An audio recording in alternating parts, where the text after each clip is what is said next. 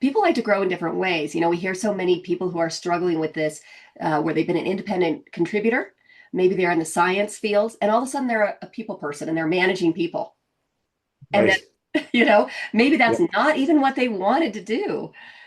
And so Yeah. that's where, as a leader, knowing them and knowing what their goals are, knowing what they want can be really helpful to make sure you have the right people driving the bus. Yeah. Yeah. And driving it to the right places too. Right. Like, there's also, yeah. Where are we headed? Yeah. Yeah. So true. Yeah. So, what's the difference between being supportive and, maybe avoiding the truth?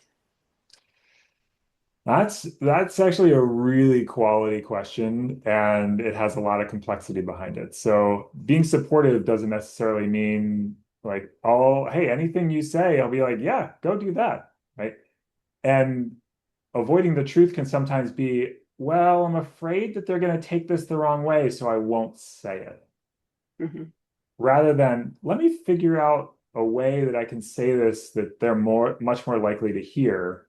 That's sort of one option. Or an option number two is, do I even need to say it or will it resolve itself? And I think there's also an art in not saying something if you know it will eventually come out in the wash versus not saying something because you're avoiding it. Yeah. Hard conversations, those sticky discussions, a lot of times people want to avoid them.